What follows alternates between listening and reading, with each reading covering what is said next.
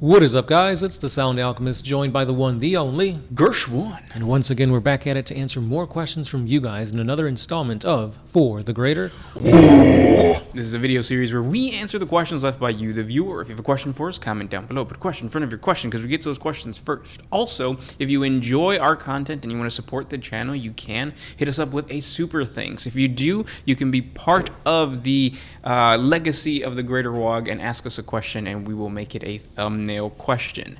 We'll try to get to as many as we can. Eric9 gave us a question a while back, and we didn't get to it, but we're getting to it now.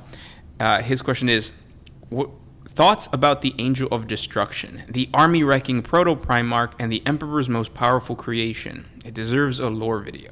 Good question. Yeah, so this thing, I'm not even sure if it's like legit canon anymore. So it's old lore that stems from a time before the Primarchs. This, like you mentioned it before, he is a proto-Primarch. It is a being of, I guess you could say, raw warp energy that the Emperor created to basically help humanity become powerful. This is the right arm of the Emperor, so to speak. It was an angelic-looking being with wings, a golden halo, a sword of fire, and wherever it went, everything was decimated, whether you wanted it to or not. So he fought against demon princes, and in the battles, he would kill the demon prince and stuff like that, but he would also leave cities completely wrecked. Any world he fought in, it was almost a losing battle, even if he won, because the Emperor was just taking too much collateral damage by unleashing this angel to the point where he had to entomb it. Now, putting it in this tomb, years and years came out where they needed it once again, and he went out and he basically started judging things for his own accord, seeing populations, people, whole worlds as unfit to be led by the Emperor. So he began killing these things until the Emperor's like, you know what, this is enough, I've got to take it out. So yeah, it to me, it sounds more like a Catan than anything. A Catan that the Emperor kind of used the warp to fuel it for his own goods, but killing entire civilizations in one night, destroying entire planets, word for word, that's what Catan are capable of. So in my opinion, if this does remain as a focal point in the lore, it probably will be unveiled that it was a Catan, maybe a shard of the Void Dragon or the Deceiver or something like that, that the Emperor tried to use for his own power. Yeah, that sounds really cool. Something that I didn't know about. I don't think I've ever read it in any of the books. Yeah, Proto-Primarch. Yeah. People kind of confuse that with the Sanguinor as like this manifestation of like Sanguinius, because again, it's like an angel, it's got wings, that kind of thing. Yeah. Yeah, but the Sanguinor, it's a lot more controlled and a lot less overpowered than this demon angel Proto-Primarch thing. That sounds really badass. And when you were saying that, like, like he would destroy entire cities, it made me think of like, oh, what if that's what happened to one of the lost Primarchs? Mm-hmm. The reason that the Emperor had to get rid of it is because it was like, well, there's too much collateral damage. Right. I made this Primarch with a specific purpose, and that purpose was to be somehow or similar in strength to the Angel of Destruction. Mm-hmm. But now it's like, oh yeah, no, I cannot control this, and instead of burying this guy, I'm just going to kill him. Yeah. It's a good thing it was a Proto-Primarch, because imagine if we had 20 of these things. Destroying, causing havoc, causing civil wars, destruction, becoming demon Primarchs. We kind of got fucked either way. Or the Imperium got fucked either way. Yeah. Future us. Yes. Good question. Let's move on to more.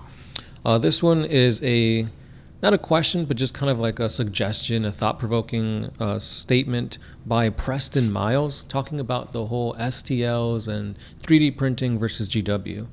He's saying that 3D printing is bad for GW's profit, but they'd make more money if they actually integrated this into their whole makeup, allowing customers to do what they need to do while still giving GW money. 100%, yeah. So actually, so Eons of Battle, if you join their Patreon, you get access to STLs to build like some pretty cool terrain. I've thought about it. They have this orc like set that is meant to add on to what GW has created. Mm-hmm. But imagine if GW would do that. Like, so you get Warhammer Plus, and then on top of that, you get access to STLs for terrain, like not even like models, but just like terrain. I think that would be worth me putting. Like I would get it easy. Because definitely the whole thing of GW is like they want the consumer to go to them, obviously. And because of that, they're working on bettering their detail in their sculpts. That's why they went from metal to resin to plastic to whatever it is nowadays. And they just keep improving the game because they want to be the best in that tabletop miniatures battlefield, I guess you can say. Yeah. But you look at like Infinity or all these other like third party like Creature Caster, Kingdom Death, those models look amazing. So I think the closer we get towards, or the further we get into the future, the closer that gap begins to narrow between GW being the best and all these other people being underneath them, where right now it's almost an equal playing field. in terms of the look. Yeah, but I think the reach, GW has a huge jump on them. True. I mean, true. Henry Cavill, their IP, like it's gonna take, because I think 40K is competing now with Star Wars. At least where once the popularity on screen becomes bigger, it's going to compete with Star Wars, and it's going to be a little bit better because I feel that GW has the Black Library. The Black Library creates like really good novels, whereas Star Wars, they do have their novels. They have their novels, but they're not the same as like the sandbox world of 40K and the amount of characters, right? Yeah. Like we were just talking about, like 20 Primarchs. Really 18, but like 19 if you count Alferis and Omegon, but like that in itself is enough to fill like tons of books. And then with Star Wars, you have the Skywalker family, you have like it's a lot, but it's not as like crazy as 40K, I would assume. And it's like Disney's, now that they got their hands on Star Wars, it's like, oh, you can't just make your own Star Wars sandbox. You have to make sure to include like this character that we know the fandom loves, or include lightsabers because everybody loves those. Yeah. So it's like almost like whenever you want to do your own thing with Star Wars, the execs got to shoehorn in their own thoughts and ideas. Yeah, and also like when they came out with that like World of Warcraft style Star Wars game, and everybody ended up just being Jedi. Yeah. Whereas, like, if you would do that with 40K, I feel like if you do it right, not everybody wants to be a Space Marine. A lot of people might be wanting Space Marines, but, like, I want to play as an orc. Right. Or, like, a crew. That'd be kind of cool. Yeah. I want to play as a squig. A squig. Good question. Yeah. I got another one by Anfrada8411. Space Marines all have those enhancements to increase survivability. However, the fights they get in are epic, and so are their weapons and battle. Are these actual survivable upgrades even a necessity, considering that they're probably going to die no matter what weapon they tend to use? 100% they need those things.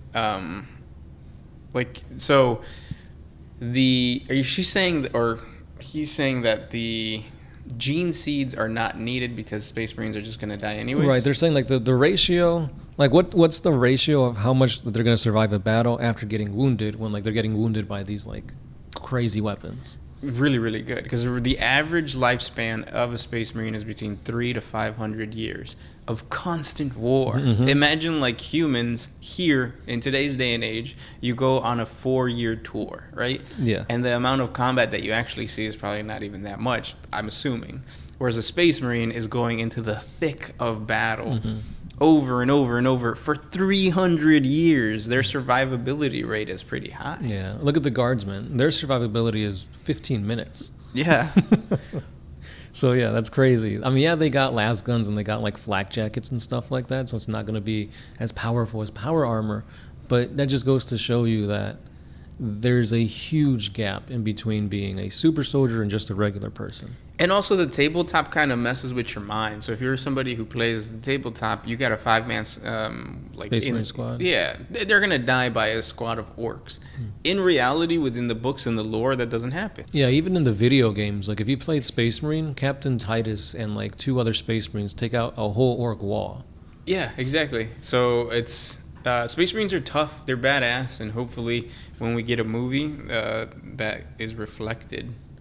Not in a cheesy way either, because I feel like they can really mess it up. Yeah, Astartes, the fan animation, makes it a really well-known, good look into the a Space Marine life. Oh yeah, when they're charging through that corridor and they're getting shot at and it's just like ricocheting off their armor. Like Space Marines are just badass. Next question comes from Nigitai Meadow 011. If Gilliman or Dorn were to be there, what would he have done in the Siege of Vrax? Also, if there's a chapter descended from the Loyalist Iron Warriors, how would things be done? So it's the Gilliman and Dorn. Yeah. So basically, there are chapters that are descended from traitor legions, but the Inquisition has a heavy eye on them. Any little like misstep, and they're pretty much. They also have to do more in terms of like gene seed tides and stuff like that. Yeah, to get checked by the Adeptus Mechanicus and stuff like that. Yeah. To make sure that there's no deviations. And on that topic, I do want to point out that a lot of the times the Inquisition doesn't even know that they're traitor Primarchs, because no traitor Primarch is supposed to be, or they don't know that they're descendants of traitor Primarchs. What it is just like the Inquisition just knows to watch out for these things. Yeah. They'll tell them, oh, they have like chimeric gene seed, or gene seed is unknown, or something like that. Yeah, that's when you get to systemic. Would that be racism? I guess so, yeah, because it's like they're putting their own ideologies on this Space Marine chapter based on what their progenitor has done. Right, and to answer the question of like what would an Iron Warrior successor chapter look like, the Iron Warriors were notorious for just being stubborn. Like they're going through the worst of the worst of a battlefield. So kind of like the Lamentors. Mm-hmm. Like almost bad luck in that like they're getting stuck in, they're doing the siege warfare, they're cleaning up, or they're destroying things that like to a Space Marine, it's like I have this super power and yet you're making me kill all of these cultists. Like just send Imperial Guardsmen to do this kind of thing. Right. But yeah. And then he had, and if Gilliman and Dorn were at the Siege of Vrax, if any Primarch was within any of these like major battles, obviously the Imperium would do better. But yeah. And those were the questions for today. If you guys have more questions for us, please comment down below. Thank you guys so much for hanging out and talking to us, even though you didn't say anything. Weirdo. Yeah. I mean, you guys do talk to us telepathically. It's the warp, right? Oh, right. Yeah. But anyway, thanks again, guys. Again, put question from your question if you want those questions answered, because we get to those questions first. I'm noticing a lot of them don't have questions for another question, so ask. Or put question. Yeah, and again, super thanks, Patreon, any type of support, commenting, liking, that all that shindig, all that biz really helps out the channel, so we greatly appreciate it. And yeah, we'll keep these questions coming, and so will you and us. No, you guys keep the questions coming. We keep the answers flowing. Sound Alchemist. Gershwin. Stumbling in this outro. Out. Always